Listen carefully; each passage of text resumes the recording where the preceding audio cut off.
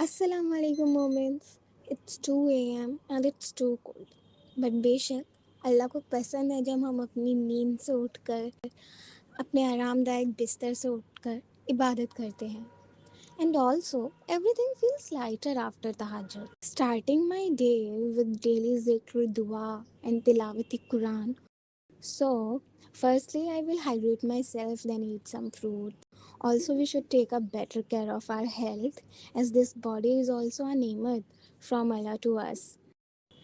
And after that, 2 hours का एक session ले रही हूँ फिज़िक्स का.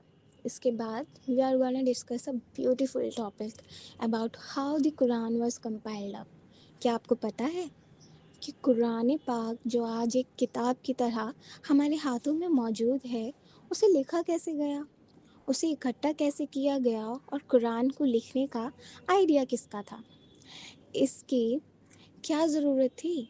सो इट स्टार्ट्स विद हज़रत अबू बकर सिद्दीक रज़ी अल्लाहु अन्हु तान्हा एंड हज़रत उमर रज़ी अल्लाहु जो कि खलीफास थे.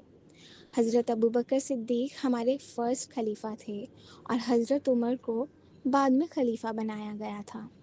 कुरान को कंपाइल अप करने का आइडिया उसकी ज़रूरत इन्हीं दोनों ने समझी थी. वो इसलिए क्योंकि मोहम्मद साहब सल्लल्लाहु अलैहि वसल्लम के दुनिया से पर्दा कर लेने से पहले जंग हुआ करती थी, जिहाद हुआ करती थी और उस वक्त कुरान की आया अलग अलग जगह पर महफूज थी, कुछ लोगों के दिलों में तो कुछ कागज़ों पर, और मैन्यूस्क्रिप्ट्स की तरह पेड़ों, पत्थरों और चमड़े पर लिखी जाती थी. तभी सहाबा जिनके दिलों में पूरा का पूरा कुरान महफूज था, कुरान हाफिज़, वो जंग के दौरान शहीद होते जा रहे थे. यही सिलसिला देखते हुए फिर हज़रत उमर रज़ी अल्लाह को फ़िक्र हुई, डर हुआ कि इस तरह तो कहीं हमारे बीच से कुरान का कुछ हिस्सा गायब ना हो जाए या भुला ना दिया जाए. फिर उन्हें कुरान को एक जगह इकट्ठा करके लिख लेने की, महफूज कर देने की ज़रूरत महसूस हुई.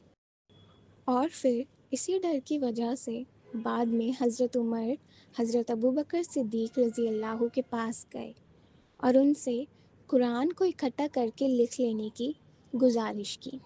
शुरुआत में हज़रत अबू बकर सिद्दीक हिचकिचाए क्योंकि मोहम्मद साहब की ज़िंदगी में उन्होंने ये काम नहीं किया था. लेकिन फिर हज़रत उमर के समझाने के बाद कि हमें आयतों को, कुरान को महफूज कर लेना कितना ज़रूरी है, अब इन बातों को समझने के बाद हज़रत अबू बकर सिद्दीक इस काम के लिए राज़ी हो गए. अब सवाल ये था कि कुरान को लिखने के लिए किसे चुना गया, इसकी ज़िम्मेदारी किसे दी गई. अब इस किस्से को हम इंशाल्लाह नेक्स्ट वीडियो में कंटिन्यू करेंगे. So please stay tuned. This nature is really precious sometimes. You don't need motivation. You just need to look around. अब मैं लाइब्रेरी जा रही हूँ.